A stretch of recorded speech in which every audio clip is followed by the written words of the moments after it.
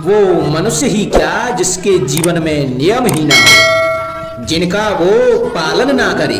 परंतु समय के साथ चलने के लिए नियमों को भी बदलना आवश्यक होता है, क्योंकि ये आज का समय ही तो है जो बीत जाने के बाद इतिहास बन जाएगा। यदि आवश्यकता पड़ने पर नियम और प्रतिज्ञा भंग न की जाए, समय की मांग के प्रतिरूप अपनी प्रतिक्रिया ना बदली जाए, तो इतिहास हमें कभी क्षमा नहीं करेगा। आवश्यकता पड़ने पर आपकी तोड़ी हुई एक प्रतिज्ञा, एक बंधन कभी कभी पूरे मानव इतिहास को बड़े विनाश से बचा सकता है। इसलिए नियम, प्रतिज्ञा, वचन कुछ नहीं, कुछ है तो केवल समय, अर्थात जिसके अनुरूप चलने वाला ही सफल हो सकता है। क्या कर रहा हूँ मैं? दर्पण में देख रहा हूँ। आप लोग भी प्रतिदिन देखते होंगे, परंतु प्रतिदिन अपना मुख देखने के बाद भी उस पर लिखी बड़ी सीख देखना भूल जाते हैं। तो आप कहेंगे कैसी सीख? तो जाइए फिर से दर्पण के सामने जाइए और दर्पण में अपना मुख खोलकर देखिए, क्या दिखेगा?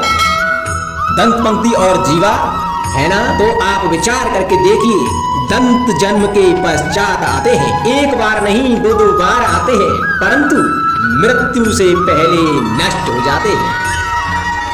और जीवा जन्म से पहले से ही होती है और मृत्यु के पश्चात भी मनुष्य के अस्तित्व में रहती है।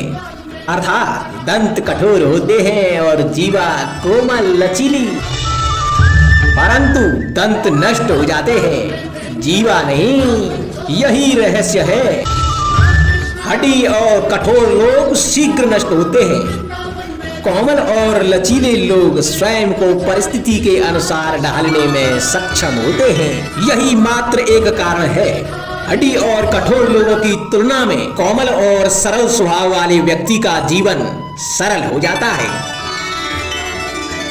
संबंध एक सहारा होता है जीवन का, और संबंधी वो होते हैं जिनसे आवश्यकता पड़ने पर सहायता मांगी जा सके, जिन पर विश्वास किया जा सके कि बुरे समय में वो हमारे काम आएंगे। कभी ऐसा भी हुआ होगा कि आपके पास कोई सहायता मांगने के लिए आया होगा, या ऐसा भी हो सकता है कि आप किसी के पास सहायता मांगने के लिए गए हों, परंतु प्रश्न यह उठता है कि किसी के मंतव्य में उसकी सहायता इसलिए कर देनी चाहिए क्योंकि वो आपका संबंधी है। अब आप कहेंगे कि ये कैसा प्रश्न हुआ? तनिक सोचिए, एक अस्त्र बनाने वाला जब अस्त्र बनाता है तो ये अस्त्र किसको देना है, ये अधिकार उसी के पास होता है। वो चाहे तो ये अस्त्र किसी को भी दे सकता है, वो एक सैनिक को भी दे सकता है या एक डाकू को भी, और यही अस्त्र दो भिन्न काम कर सकते हैं। यदि डाकू के हाथ में आ गए तो वह इनका भय दिखाकर लोगों को लूटेगा, निरपराधों का रक्त बहाएगा, अर्थात सहायता करने वाले की भी अवस्था कुछ ऐसी ही होती है। इसलिए किसी की सहायता करने से पूर्व ये विचार कर लेना आवश्यक है कि किसे क्या, कब और कितनी सहायता देनी चाहिए कि उसका दुरुपयोग ना हो। यदि आपकी सहायता से कोई अधर्म हुआ तो उसके उत्तरदायी आप ही होंगे। जीवन में कई बार ऐसे अवसर भी आते हैं कि आप लोगों से मिलने जाते हैं और उनसे कुछ आकांक्षाएं भी रखते हैं, और कई बार जीवन में ऐसे अवसर भी आते हैं कि लोग आपसे मिलने आते हैं। इसलिए अतिथियों का सम्मान करने से पूर्व सदा कुछ बातों को स्मरण रखना आवश्यक होता है। यदि कोई आपसे मिलने आ सकता है तो उसके 3 कारण हो सकते हैं। पहला कारण होता है भाव, दूसरा अभाव और तीसरा प्रभाव। तो जैसा अतिथि उसको वैसा ही सम्मान दें। यदि आपके पास कोई भाव से आया तो उसे केवल आपका प्रेम चाहिए, आपका सानिध्य चाहिए, और यदि कोई अभाव में आया तो उसकी उतनी सहायता अवश्य करें जितनी आप करने में सक्षम हो, परंतु उतनी भी ना करें कि वो आपकी सहायता का दुरुपयोग कर बैठे।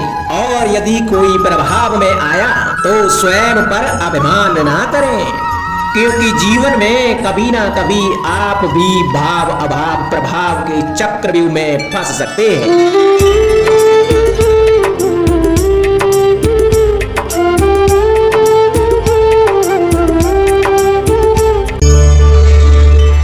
कभी आप ब्रह्म मुहूर्त में जगे हैं?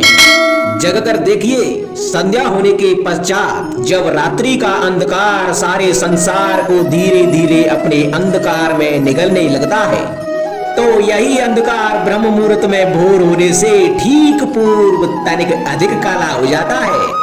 कुछ समझे, हमारा जीवन भी कुछ ऐसा ही होता है। जब हमारे जीवन की समस्याएं कठिनाई अपने अंत पर होती हैं, तो यही समस्याएं कठिनाई एक भीषण रूप लेकर हमारे समक्ष खड़ी हो जाती हैं। और ऐसी परिस्थितियों में अधिकतर लोग हार मान जाते हैं, भय खा जाते हैं। परंतु ऐसी स्थिति में आप हार ना माने, भय ना खाएं, दृढ़ रहें, निरंतर आगे बढ़ते रहें। तो प्रकाश के रूप में हमारा स्वागत करने के लिए सूर्य उदय सदा हमारे समक्ष प्रस्तुत रहेगा। आपने बरगद के वृक्ष को देखा है? जितना विशाल उतना दृढ़। पतझड़ में वो सूख जाते हैं, परंतु दुर्बल नहीं होते, टूटकर गिरते नहीं। और उसके विपरीत दलदल में उपजे वृक्षों को देखें, वो दिखने में तो हरे भरे होते हैं, परंतु इतने दुर्बल होते हैं कि जल धारा के हल्के से वेग से वो गिर जाते हैं। परंतु ऐसा क्यों होता है? इसका कारण है जड़ें। जिसकी जड़ें दृढ़ भूमि में है, वो हर चक्रवात हर अफवाह को सह लेता है।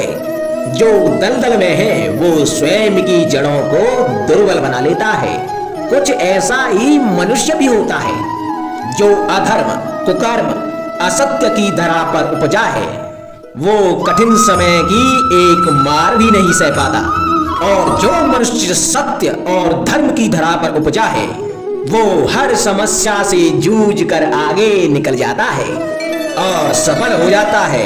अब आप पर निर्भर करता है कि आप क्या बनना चाहते हैं। हमारे जीवन में मित्र और शत्रु बड़ा ही महत्व रखते हैं। यदि गंभीरता से सोचा जाए तो ऐसा कोई क्षण नहीं जब हम अपने मित्रों के बारे में ना सोचते हों या फिर शत्रुओं के बारे में। हमारा हर कार्य या तो हमारे मित्रों के हित के लिए होता है या फिर हमारे शत्रुओं के अहित के लिए। हम हर स्थान या तो अपने मित्रों के साथ होते हैं या फिर अपने शत्रुओं के साथ। कोई नहीं चाहता कि उनका शत्रु प्रसन्न रहे। संसार में हर कोई अपने शत्रु को नष्ट कर देना चाहता है और ऐसा करने के लिए वो हर संभव प्रयास करता है। उसे आर्थिक मानसिक और शारीरिक हानि पहुंचाने का प्रयास करता है। और यदि मैं आपको आज ऐसा मंत्र सिखाऊं जिससे आप अपने शत्रु को सदा के लिए नष्ट कर दे, तो और वो मंत्र है शत्रु को मित्र बनाना। अपने सभी शत्रुओं को अपना मित्र बना लीजिए और आपके सारे शत्रु स्वतः ही समाप्त हो जाएंगे। राधे राधे।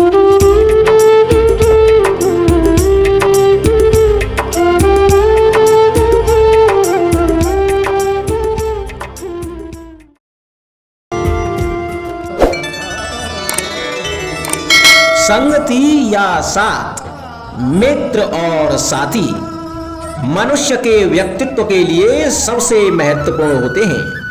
अब आप कहेंगे कि ये कैसे? मनुष्य अवश्य अपने व्यक्तित्व के लिए उत्तरदायी होता है, परंतु मनुष्य संगति में ना चाहते हुए भी उसका व्यक्तित्व संगत की भांति हो जाता है। इन पात्रों को देख रहे हैं आप? मध्य में जल रखा है, इसमें दूध और इसमें मलिन कीचड़ रखा है। यदि मैं इस जल को दूध में मिलाता हूँ तो यह जल दूध बन जाता है, और यदि इसी जल को इस मलिन कीचड़ में मिलाता हूँ तो यह जल या मलिन कीचड़ में परिवर्तित हो जाता है। हाँ, ऐसी कोई युक्ति नहीं कि जल बिना घुले मिले दूध या कीचड़ में अपना अस्तित्व बनाए रखे या इनसे अलग बना रहे। और ठीक ऐसा ही मनुष्य के जीवन में भी होता है कि यदि एक गुणहीन व्यक्ति गुणवानों की संगत में बैठे तो उसे भी गुणवान समझा जाता है, सम्मान का पात्र समझा जाता है। और यदि एक गुणवान व्यक्ति गुणहीनों की संगत में बैठे तो उसे भी तिरस्कार मिलता है। इसलिए अपने जीवन में संगति सोच समझकर सावधानी से चुनिएगा। कभी खेत में किसी किसान को खेती करते देखा है? वो उसे सींचता है, जोतता है, पशु पंछियों से खेत की फसल की रक्षा करता है, परंतु एक बात का वो सबसे विशेष ध्यान रखता है कि कहीं खेत में खरपतवार न उग जाए, क्योंकि एक खरपतवार का लान खेत की सारी फसल को नष्ट कर सकता है। ठीक उसी प्रकार यदि वंश की कोई संतान खोटी निकल जाती है तो वह समूचे वंश का सर्वनाश कर देती है। इसीलिए संतान के लालन पालन में ध्यान देना आवश्यक होता है, क्योंकि संतान वो फसल होती है जो वंश की आने वाली पीढ़ी को महान बना सकती है या फिर वंश का पतन भी कर सकती है। मनुष्य के जीवन में संतान का बहुत महत्व है। उस संतान के लिए वो कितने कष्ट सहता है, उसे पालता है, पोसता है, और यदि यही संतान उसके संताप का कारण बन जाए तो क्या ये उसका दोष है? अधिकतर ये दोष हमारे लालन पालन का होता है। बचपन में बालक के हट को मानकर हमें आनंद की अनुभूति अवश्य होती है, परंतु धीरे धीरे अपने बालक के हट को मानकर उसके हट के दास हो जाते हैं। एक हड्डी उद्दंड और असंस्कारी संतान उस सूखे वृक्ष के समान होती है कि यदि उसमें आग लग जाए तो वो सारे वन को भस्म कर डालती है। और स्मरण रहे, जब उसमें अग्नि लगती है तो वह सबसे पहले स्वयं के घर को ही भस्म करती है। इसलिए जब आवश्यकता हो तो अपनी संतान के हट का विरोध करें, उसे रोकें, क्योंकि समय रहते ऐसा ना किया गया तो भविष्य में इस समस्या के परिणाम गंभीर हो सकते हैं। प्रतिज्ञा, वचन, ये सब मनुष्य ने समाज को सही दिशा में रखने के लिए बनाए हैं। वो मनुष्य ही क्या जिसके जीवन में नियम ही ना हो, जिनका वो पालन ना करे, परंतु समय के साथ चलने के लिए नियमों को भी बदलना आवश्यक होता है, क्योंकि ये आज का समय ही तो है जो बीत जाने के बाद इतिहास बन जाएगा।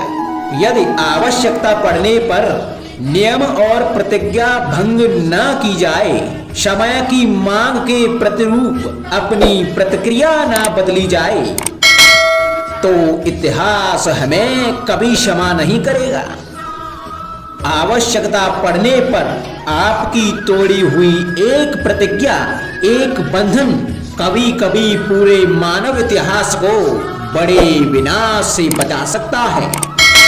इसलिए नियम, प्रतिज्ञा, वचन कुछ नहीं, कुछ है तो केवल समय, अर्थात जिसके अनुरूप चलने वाला ही सफल हो सकता है। कभी किसी पंछी को घोंसले की नींव बनाते देखा है? अथक परिश्रम करके तिनका तिनका बिटोर के वो पंछी अपना घर बनाता है, अपनी संतान के लिए एक सुरक्षित घर बनाता है। और कहीं से तीव्र आंधी आती है, बारिश आती है और उसका घर तिनका तिनका करके बिखर जाता है। फिर वो पंछी रोता नहीं, ना ही विलाप करता है, वो बिना विलंब करे फिर से अपना घोंसला बनाना प्रारंभ कर देता है और सफलता पाता है। फिर हम क्यों छोटी छोटी असफलता से भयभीत होकर परिश्रम करना छोड़ देते हैं? एक बात सदा स्मरण रखना, हर वृक्ष कुल्हाड़ी की एक मार से नीचे नहीं गिरता, हर चट्टान घन के एक प्रहार से नहीं टूटती। सफलता पाने के लिए अनावृत परिश्रम करना मात्र एक मार्ग है। स्वीकरण, सत्य का स्वीकरण मनुष्य के लिए बहुत ही महत्वपूर्ण है। जब तक मनुष्य सत्य को स्वीकार नहीं करता, तब तक उसे असत्य से लड़ने की शक्ति प्राप्त नहीं होती। जब आप भोजन करते हैं तो क्या होता है? आपका पेट स्वीकारता है कि वो भर चुका है और आप भोजन करना बंद कर देते हैं। जब आपको निद्रा आती है तो क्या होता है? आपका मन स्वीकारता है कि आपका शरीर थक चुका है और उसे विश्राम की आवश्यकता है। उसी प्रकार जब आपको किसी व्यसंग को रोकना हो तो आपको स्वीकारना होता है कि बहुत हो चुका। चाहे वो लालच हो या मदिरा पान, उस व्यसंग का त्यागना तभी प्रारंभ होता है जब आप यह स्वीकार कर लेते हैं कि आप उस व्यसंग के बंधन हैं।